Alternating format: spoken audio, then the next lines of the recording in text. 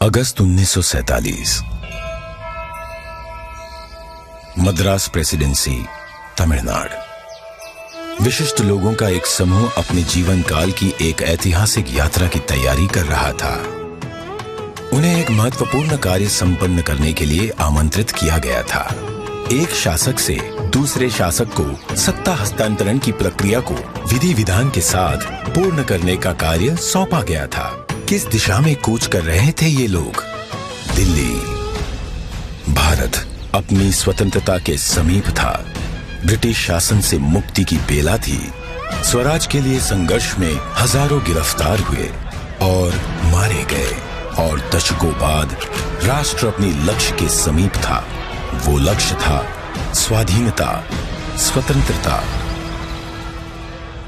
अब अंतिम viceroy Lord Mountbatten को एक महत्वपूर्ण कार्य करना था, भारतीयों को उनका स्वराज्य सौंपने का कार्य।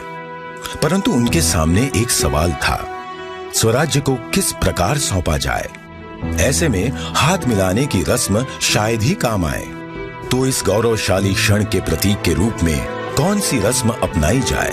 उन्होंने पंडित जवाहरलाल नेहरू के सामने अपना ये सवाल रखा। यह एक उचित सवाल था जिसके बारे में विचार विमर्श की आवश्यकता थी। नेहरू जी ने यह प्रश्न जाने माने स्वतंत्रता सेनानी श्री सी राजगोपालाचारी के सामने रखा, जिन्हें राजा जी के नाम से जाना जाता था। वे तमिलनाडु से थे। नेहरू राजा जी की विद्वता और भारतीय परंपराओं और सभ्यताओं पर उनके ज्ञान का सम्मान करते थे। राजा जी को इसका समाधान भारत के गौरवशाली अतीत में मिला। तमिलनाडु के चोला साम्राज्य में, जो भारत के प्राचीनतम और दीर्घकाल तक चलने वाले साम्राज्यों में से एक था, एक चोला सम्राट से दूसरे सम्राट को सत्ता का हस्तांतरण नीति परायणता के प्रतीक अर्थात सेंगोल सौंप कर किया जाता था। भगवान शिव के आशीर्वाद का आवाहन करते हुए उस समय के महंत द्वारा सेंगोल को आशीष प्राप्त होता था। क्योंकि चोला शिव के प्रबल भक्त थे, उनके द्वारा स्थापित हजारों वर्ष पुराने मंदिरों में आज भी पूजा की जाती है। राजा जी ने इसी परंपरा और समारोह के आयोजन की सलाह दी, जिसे नेहरू जी ने स्वीकार किया। राजा जी ने बिना समय गवाए इस समारोह के लिए प्रमुख धार्मिक मठ या आश्रम तिरुवावड़दुराई आदीनम से संपर्क किया, जिसे 5 सदियों पहले स्थापित किया गया था, और ये तब से चोला भूमि के केंद्र में स्थित है और आज तक कार्यरत है। तत्कालीन मठ प्रमुख 20वें गुरु महासन्निधानम श्रील श्री अंबलवाना देसिका स्वामी ने अपनी अस्वस्थता के बाद भी इस कार्य को स्वीकार किया।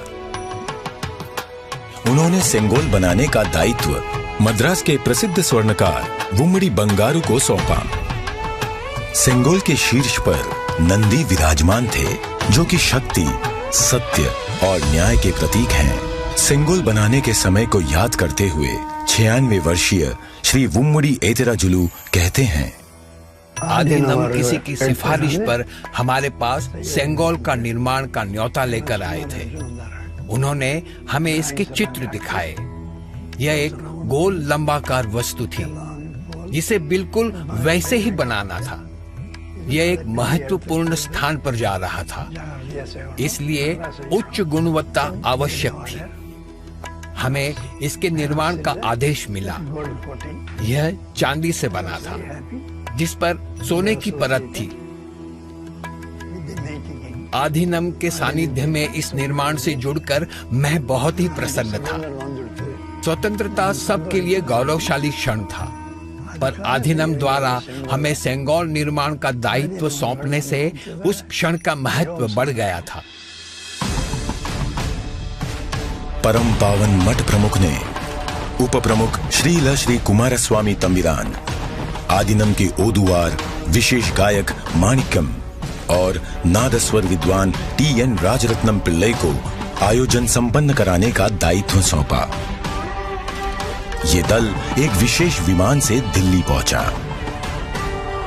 14 अगस्त 1947 की रात्रि को श्रील श्री कुमारस्वामी तंबिरान ने रीतिनुसार सेंगोल को लॉर्ड माउंटबेटन को सुपुर्द किया।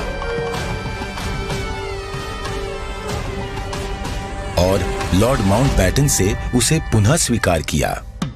तत्पश्चात सेंगोल पर पवित्र जल छिड़का गया। शोभा यात्रा के रूप में इसे पंडित जवाहरलाल नेहरू के पास ले जाया गया। इस अवसर पर ओदुवार ने तमिल संत तिरुज्ञान संबंदर द्वारा रचित कोलर पदिगम से श्लोकों का पठन किया। महंत ने नेहरू जी को पीतांबर पहनाते हुए उन्हें रीतिनुसार सेंगोल सौंपा। अडियारगल वाणिल अरसालवार आणई नमदे, अर्थात ये हमारा आदेश है कि ईश्वर के अनुयायी राजा स्वर्ग के समान शासन करेंगे। इस वाक्य से श्लोक का समापन हुआ।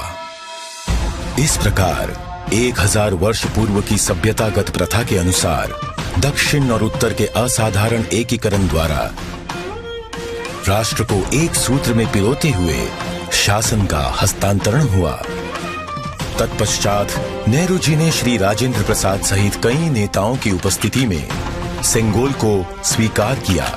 आगे चलकर श्री राजेंद्र प्रसाद भारत के प्रथम राष्ट्रपति बने। इस ऐतिहासिक घटना का उल्लेख व प्रकाशन राष्ट्रीय और अंतर्राष्ट्रीय मीडिया में किया गया। 25 अगस्त 1947 की टाइम पत्रिका ने भी इसे प्रकाशित किया। हस्तांतरण की प्रक्रिया के पश्चात पंडित जवाहरलाल नेहरू ने 14 अगस्त 1947 की मध्य रात्रि को अपना विश्व विख्यात भाषण राष्ट्र के नाम संबोधित किया।